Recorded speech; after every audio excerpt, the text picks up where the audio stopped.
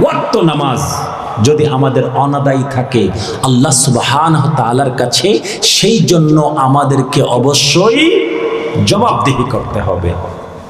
কারণ নামাজ যদি কবুল হয়ে যায় বাকি সব আমল কবুল হয়ে যাবে, নামাজ যদি বাতিল হয়ে যায় বাকি কোনো আমল আল্লাহ কবুল করবেন না।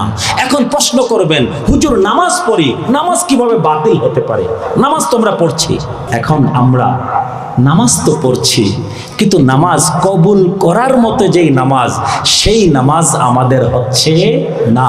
নামাজের সময়ের সাথে আমাদের সম্পর্ক নাই, নামাজের তরিকার সাথে আমাদের সম্পর্ক নাই, আদায় করার জন্য নামাজ আদায় করছি।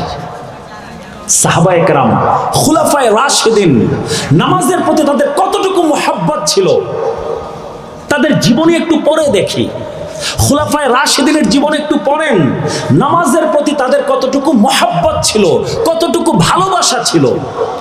সহিহ হাদিসের মধ্যে এসেছে ইসলামী জগতের দ্বিতীয় খলিফা নাম কি? হযরতে উমরে ফারুক রাদিয়াল্লাহু তাআলা আনহু। হযরতে উমরে ফারুক রাদিয়াল্লাহু তাআলা আনহু একদিন যোহরের নামাজ আদায় করে উনি ওনার খেজুর বাগানে ঢুকলেন কাজ করার জন্য, খেজুর বাগানের পরিচর্যার জন্য। খেজুরের বাগানে কাজ করতে করতে এই সময় মসজিদে নববীর মধ্যে আজান হয়ে গেল, ইকামত হয়ে গেল, নামাজ আদায় হয়ে গেল। আমার কথা বুঝতে পারছেন? ওমরে ফারুক রাদিয়াল্লাহু তাআলা আনহু সেই খেজুরের বাগানের কাজে এমন ভাবে মগ্ন হয়ে গেলেন, লক্ষ্য করলেন না জামাতের সময় চলে গেছে, আসরের জামাত মসজিদে নববীর মধ্যে হয়ে গেছে, নামাজের ওয়াক্ত কিন্তু এখনো যায় নাই, নামাজের ওয়াক্ত আছে, জামাত শুধুমাত্র ছুটে গেছে। হঠাৎ করে ওমরে ফারুক রাদিয়াল্লাহু তাআলা আনহু তিনি লক্ষ্য করে দেখলেন সূর্য প্রায় ডুবে ডুবে অবস্থা, আসরের নামাজের ওয়াক্ত চলে যাবে অবস্থা। তিনি তাড়াতাড়ি দৌড়ে এসে যখন মসজিদে নববীর সামনে দাঁড়ালেন, দাঁড়িয়ে দেখতে পেলেন মসজিদের মধ্যে জামাত আদায় হয়ে গেছে। আসরের নামাজ জামাতের সাথে আদায় হয়ে গেছে। ওমরে ফারুক রাদিয়াল্লাহু তাআলা আনহু দুই চোখের পানি ঝরঝর করে ছেড়ে দিয়ে সেই জায়গার মধ্যে পড়ে নিলেন, ইন্না লিল্লাহি ওয়া ইন্না ইলাইহি রাজিউন। দুনিয়ার কাজ করতে গিয়ে, খেজুর বাগানে কাজ করতে গিয়ে জামাত আমার তরক হয়ে গেছে, নামাজের ওয়াক্ত কিন্তু এখনো যায় নাই। মনে রাখবেন, নামাজ চাইলে একাকী তিনি তখনও পড়তে পারেন, শুধুমাত্র জামাতটা তরক হয়ে গেছে।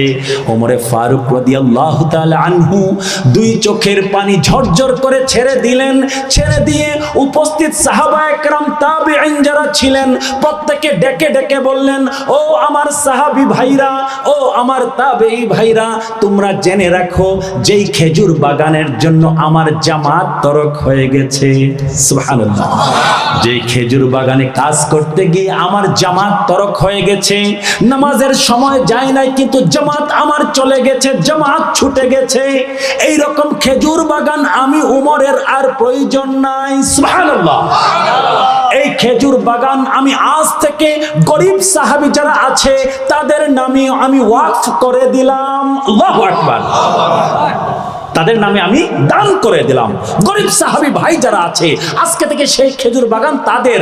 দুনিয়ার জন্য, খেজুর বাগানের জন্য আমার জামাত তরক হয়ে যায়, আমার নামাজের ওয়াক্ত চলে যায়, এই রকম খেজুর বাগান আমার প্রয়োজন নাই।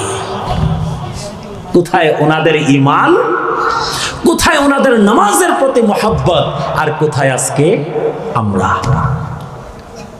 মুয়াজ্জিন সাহেব, জামাত তরক করা তো আমাদের জন্য কোনো বিষয়ই না।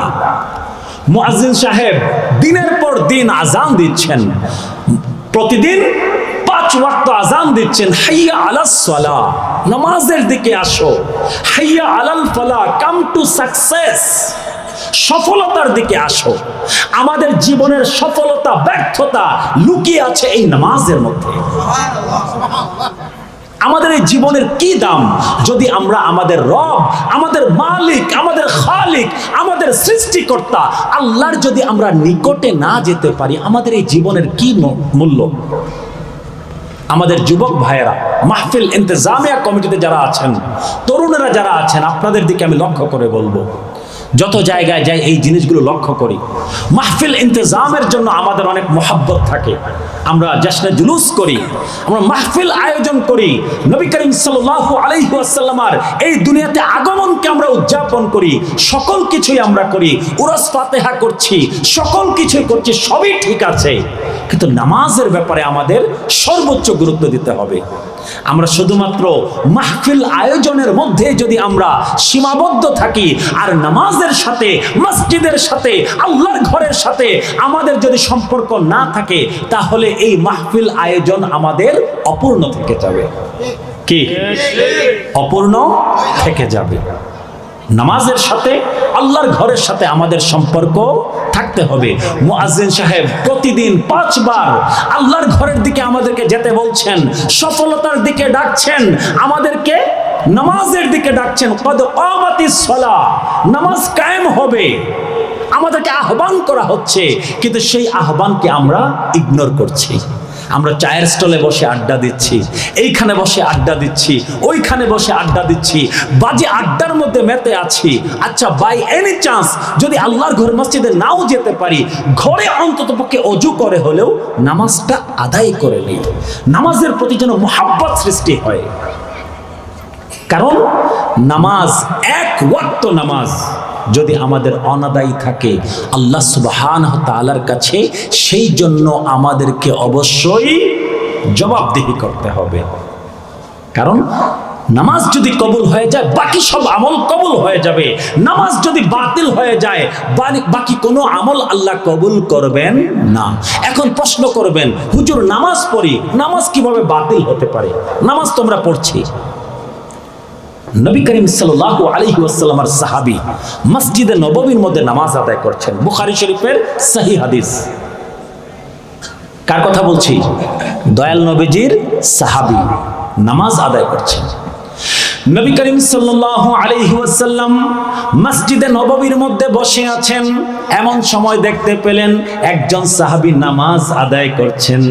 নামাজ আদায় করা শেষে দয়াল নবীজিকে এসে সালাম দিলেন। নবীজি সালামের জবাব দিলেন, জবাব দেওয়ার পর বললেন, ও আমার সাহাবী, ইরজি ফা ইন্নাকা লাম তুসাল্লি, ইরজি সাল্লি ফা ইন্নাকা লাম তুসাল্লি। ও আমার সাহাবী, তুমি ফিরে যাও, আবারও তুমি নামাজ আদায় করো, তুমি নামাজ আদায় করো নাই। সুবহানাল্লাহ। ওই সাহাবী ফিরে গেলেন, আবারও নামাজ আদায় করলেন, আবারও দয়াল নবীজির কাছে আসলেন, সালাম দিলেন। নবীজি আবারও একই কথা বললেন, ও আমার সাহাবী, তুমি ফিরে যাও, গিয়ে নামাজ আদায় করো, তুমি নামাজ আদায় করো নাই।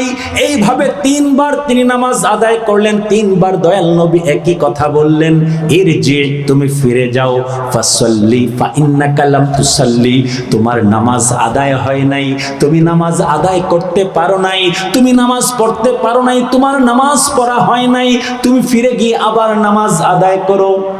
ওই সাহাবী 3য় বারের সময় বললেন, ইয়া রাসূলুল্লাহ, ইয়া হাবিবাল্লাহ, আমি বুঝতে পারছি নিশ্চয়ই আমার নামাজের মধ্যে কোথাও ত্রুটি হচ্ছে, কোথাও না কোথাও সমস্যা হচ্ছে।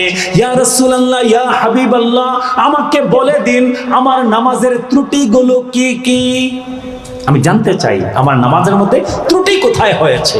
আমি বুঝতে পেরেছি আপনি নবী আমাকে 3 বার ফেরত পাঠিয়েছেন, যাও নামাজ আদায় করো, তোমার নামাজ হয় নাই। নতুন করে আমি 3 বার নামাজ আদায় করেছি, তারপরে নবী আপনি একই কথা বলছেন। ইয়া রাসূলুল্লাহ, ইয়া হাবিবাল্লাহ, আমাকে বলুন আমার নামাজ কিভাবে আদায় করা উচিত। নবী করিম সাল্লাল্লাহু আলাইহি ওয়াসাল্লাম ওই সাহাবীকে শিক্ষা দিচ্ছেন, যখন তুমি নামাজ আদায় করবে, সকল কাজ কর্ম তুমি ধীর স্থিরে করবে। সুবহানাল্লাহ। কি করতে হবে? ধীর স্থিরে। তাকবীরে তাহরিমা তুমি পড়বে, তাহরিমা পড়বে কি? আস্তে ধীরে। কিরাতগুলো পড়বে আস্তে ধীরে, সূরা তিলাওয়াত করবে আস্তে ধীরে।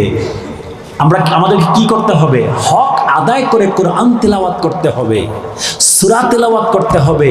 লাহনে জালি করা যাবে না। লাহনে জালি মানে কি? এমন ভুল কোরআন তিলাওয়াতের মধ্যে, এমন ভুল যেই ভুলের কারণে আমাদের নামাজ নষ্ট হয়ে যায়। অর্থের মধ্যে এমন প্যাচ লাগবে, কুল আর কুল। আমরা কুল হু আল্লাহ পড়ি না? কুল যদি বলেন তাহলে এর অর্থ হচ্ছে আপনি বলুন, আর কুল যদি বলেন আপনি খান। একটা হচ্ছে কফ দিয়ে আর একটা হচ্ছে কাফ দিয়ে। দেখেন অর্থের মধ্যে কতটুকু পার্থক্য। এই জন্য আমাদের বৃদ্ধ বাবারা যারা আছেন, যুবকেরা যারা আছেন, অন্ততপক্ষে নামাজের মধ্যে আমরা যে সূরাগুলো পড়ি সেই সূরাগুলো আমাদেরকে অবশ্যই শুদ্ধ করে নিতে হবে, তারতিল সহকারে। আল্লাহ সুবহানাহু ওয়া তাআলা কুরআন মাজিদের মধ্যে বলেছেন কি, ওয়া রাত্তিলিল কুরআনা তারতিলা, তোমরা তারতিল সহকারে সুবিন্যস্তভাবে কুরআন মাজিদ তেলাওয়াত করো। সুর দিয়ে সুন্দরভাবে সুবিন্যস্তভাবে আমাদেরকে শুদ্ধভাবে সহিভাবে আমাদেরকে কুরআন মাজিদ তেলাওয়াত করতে হবে।